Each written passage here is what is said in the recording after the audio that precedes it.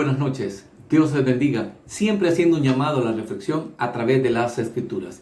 Quiero llevarles al libro de Lucas, capítulo 8, de los versos 40 al 56. Dos historias muy entrelazadas. Jairo le pide al Señor Jesucristo que le acompañe para que sane a su hija. La multitud le aprieta, pero mientras él va en el camino, dice el verso 43. Pero una mujer que padecía de flujo de sangre desde hacía 12 años y que había gastado en médicos todo cuanto tenía y por ninguno había podido ser curada, se le acercó por detrás y tocó el borde de su manto, y al instante se detuvo el flujo de sangre. Entonces Jesús dijo: ¿quién es el que me ha tocado? La mujer se acerca al Señor Jesucristo y toca el borde de su manto. Y dice que ella entiende y sabe que ha cesado el flujo de sangre. El Señor Jesús pregunta: ¿quién es el que me ha tocado? Pedro y los demás le dicen: la multitud te aprieta. Y dice el Señor: yo he sentido que ha salido poder de mí.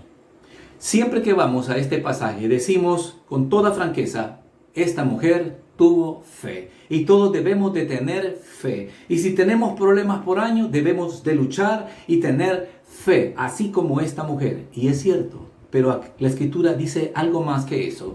Quiero llevarles al libro de Malaquías, capítulo 4, versículo 2. Dice la Escritura: mas a vosotros los que teméis mi nombre, nacerá el sol de justicia, y en sus alas traerá salvación, y saldréis y saltaréis como becerros de la manada.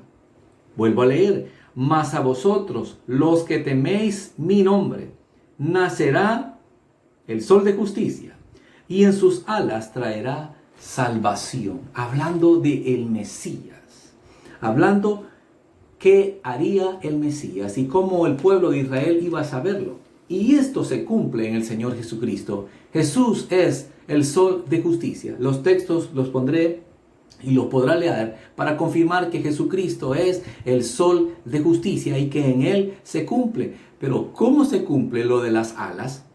Hablando el Señor Jesucristo y reprochándole a los fariseos, en Mateo 23 explica un poco más esto y se entiende un poco mejor. Dice el versículo 5 del capítulo 23 de Mateo: antes, hablando de los fariseos, hacen todas sus obras para ser vistos por los hombres, pues ensanchan sus filacterias y extienden los flecos de sus mantos. Dice, ensanchan los flecos de sus mantos y las filacterias. Las filacterias son partes de las Escrituras en unas cajitas de cuero, se las ponían acá, y las otras se las ponían acá en el brazo, a la altura del corazón y a la altura de la mente, de la fuerza, de la actividad y de sus pensamientos. Versículos y partes de la Escritura específicos eran puestos por ellos, y dice que hacían largas esas extensiones y que sus flecos también eran extendidas y que sus vestimentas, los flecos eran el borde del final, terminaba el manto como si esta camisa terminara y al final se hacía un bordadito especial. Tengo un ejemplo por acá. Y se ponían estas borlitas como entrelazaditas, y estos eran así como al final, como los flecos ensanchados abajo del manto para ser vistos. Y los flecos eran como las alas. La mujer ve al Señor Jesucristo como el sol de justicia, porque sabía que Él le haría justicia, pero toca el borde porque sabe que en sus alas hay salvación. Toca el final del borde, donde están esos bordecitos, esas trencitas. Ella entiende la Escritura y sabe que esa profecía que ha estado muchos años atrás, sabe que así se cumplirá, y le ve como el Mesías, le ve como el Hijo de Dios. Así que ella busca tocar esa ala porque ahí habrá salvación.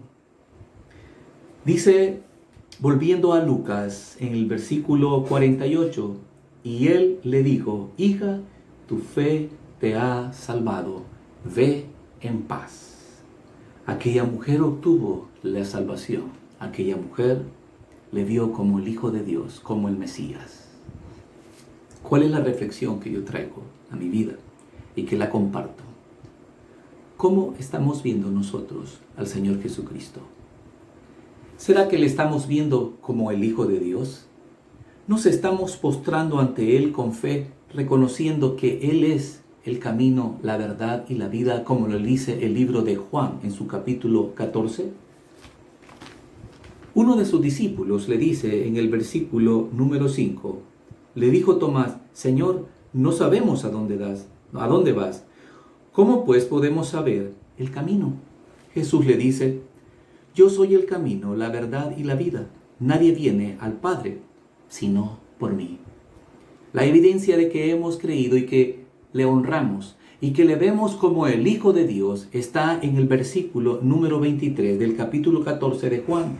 Dice la Escritura: respondiendo Jesús y le dijo: el que me ama, mi palabra guardará, y mi Padre le amará, y vendremos a él y haremos morada con él. Esta es la evidencia. Hay un cambio, porque el Padre y el Hijo moran en medio de nosotros y en nuestras vidas hay un cambio. Pero es necesario que nosotros le veamos como el Hijo de Dios, que le reconozcamos como el Hijo de Dios. Y esto es algo muy delicado, porque muchas veces estamos hablando de Dios y de Jesús como una simple frase, como un amuleto de que al repetir unas palabras vamos a ser salvos, o que vamos a repetir unas palabras para que Cristo me dé salvación, para que Cristo me pueda dar dinero o me pueda librar de este problema. Pero no le estamos viendo como el Hijo de Dios. No le estamos viendo como el camino, como la verdad y la vida. Y por eso muchas veces no obtenemos la bendición.